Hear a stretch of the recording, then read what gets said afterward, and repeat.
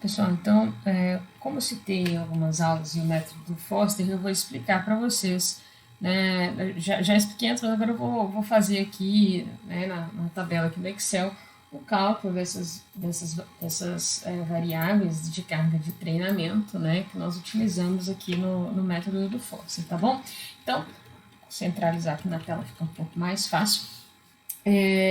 Suponhamos aqui que nós vamos ter aqui as sessões de treinamento, segunda, terça, quarta, quinta, sexta, sábado, né? Domingo vai ser descanso, eu não vou nem reportar aqui, não, ok? Então, aqui nós temos os dias da semana, né? Aqui a característica do treino, o que vai ser, eu não vou, né, exemplificar demais aqui quem tem necessidade disso. Qual seria a PSE desse treino e qual foi a duração desse treino. O que nós temos que fazer depois que a gente aplica o treino no sujeito, né? Tem alguns artigos que sugerem que a PSE ela deve ser questionada 30 minutos após o treino, porque se a gente perguntar imediatamente, né, assim que o treino termina, ele muitas vezes ele reporta a percepção de esforço do último exercício que ele fez, e não da sessão como um todo. Por isso é importante que ela seja reportada ali 30 minutos, né, após o término da sessão de treinamento, tá bom? Então, o indivíduo reportou aqui para mim numa escala de 1 a 10, a PSE 7. Qual escala tem que usar? De 6 a 20 ou de 1 a 10? Normalmente, com força, a gente usa de 1 a 10.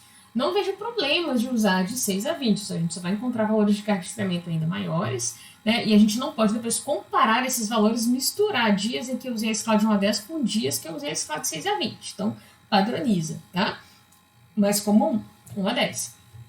O Gíria apresentou a PSE 7, outro dia 9, no outro dia 3, no outro dia 9 de novo, 5 e 9, tá?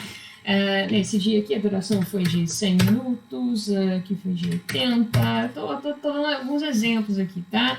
Nesse dia aqui foi 50 minutos só, nesse outro dia durou 80 minutos de novo, aqui 1 hora, e nesse dia aqui 90 minutos, tá bom? Então, o que vocês deveriam reportar, né, dos atletas de vocês, alunos de vocês?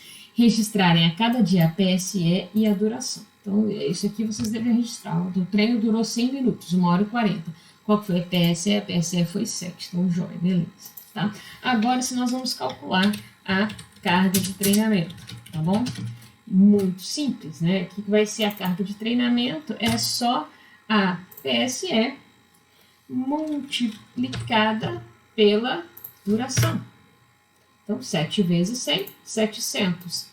Né? E aí nós temos isso calculado para todos os outros dias. Nós temos aqui a carga de treinamento de cada dia da semana. Agora vamos para as variáveis da carga de treinamento. Né? Então, primeiro a média, né, da carga de treinamento. E qual foi a média diária? Né? Então, vai ser a média desse intervalo aqui, né, que é somar tudo e dividir pelo número de sessões, que foram 6. Pronto. Então, essa aqui foi a minha carga média diária, 566. 566 o quê? Unidades arbitrárias, eu não tenho outra unidade medida. Depois eu vou calcular o desvio padrão. Né? O desvio padrão, nós temos uma fórmula também, desvio PAD, né, desse mesmo conjunto de dados aqui, excluindo a média diária. Pronto, tem aqui o desvio padrão da carga de treinamento.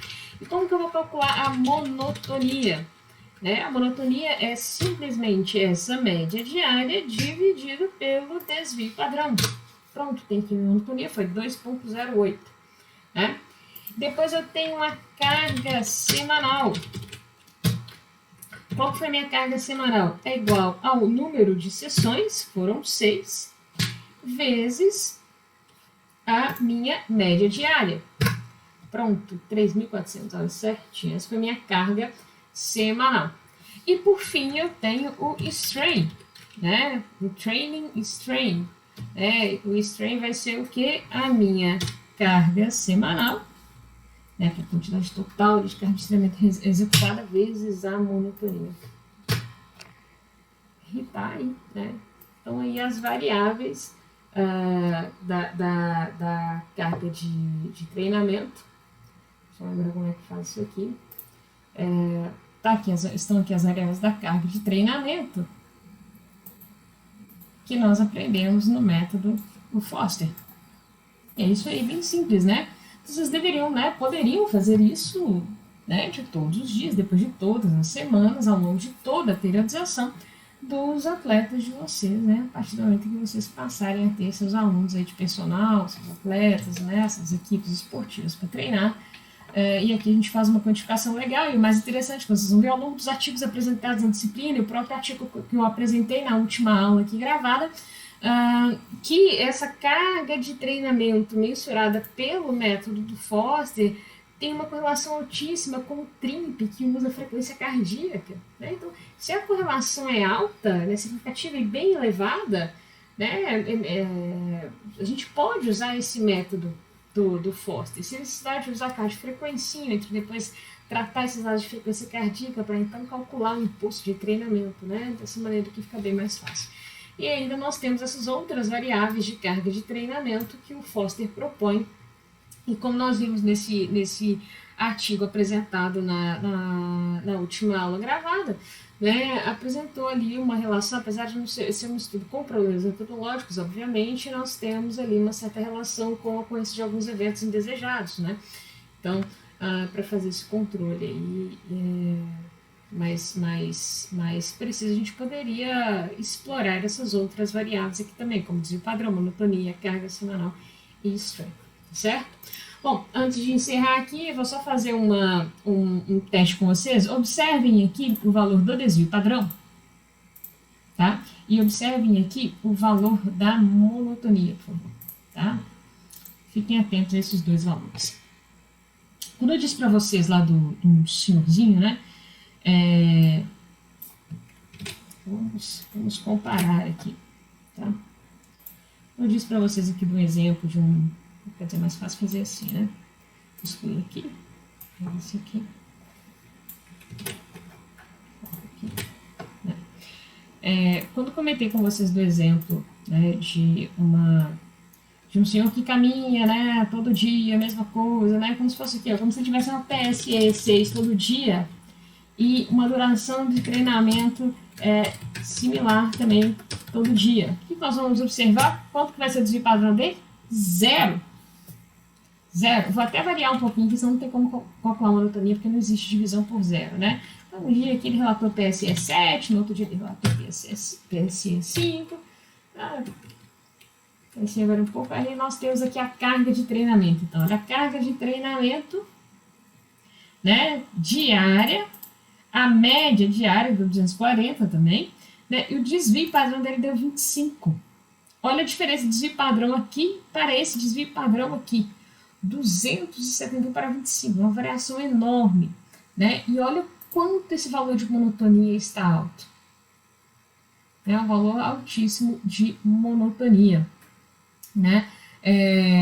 Mas vejam bem, aqui a monotonia, né, desse senhor aqui, por exemplo, ela está 4 vezes maior do que o valor de monotonia dessa outra situação aqui. Já o desvio padrão está praticamente 10 vezes menor. Se a gente fosse analisar só pelo desvio padrão, né, a situação desse senhor aqui estaria muito pior. Só não está pior por quê? Porque a média semanal dele de treinamento também é baixa, a carga semanal é baixa. A média diária dele é muito pequena, é metade da média diária desse outro sujeito aqui.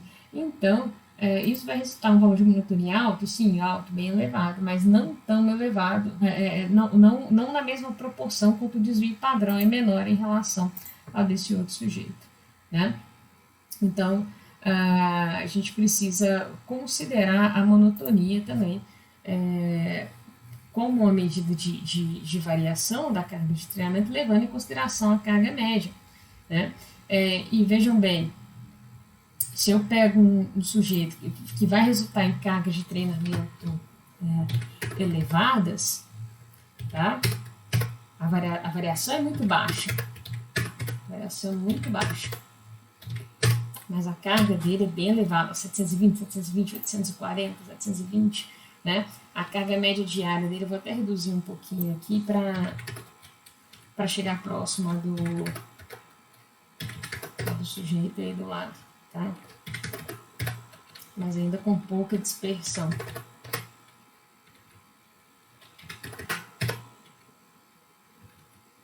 Vou precisar diminuir mais.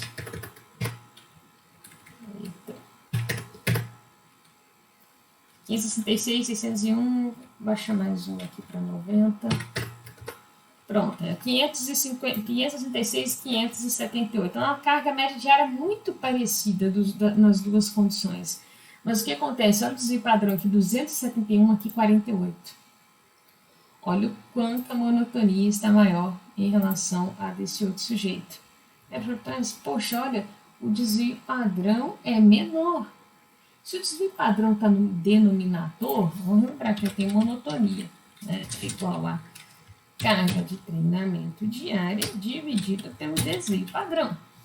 Se eu tenho desvio padrão menor, a monotonia aumenta. Olha o quanto esse desvio padrão aqui está baixo, né? E o quanto representou de aumento na monotonia, né? Mesmo com a carga média similar, ou seja, o numerador aqui, ó, dos dois é muito parecido. O que implicou em alteração do resultado da monotonia foi a variação do desvio padrão. Então, às vezes eu tenho uma monotonia muito maior. E ainda tem um outro problema, né?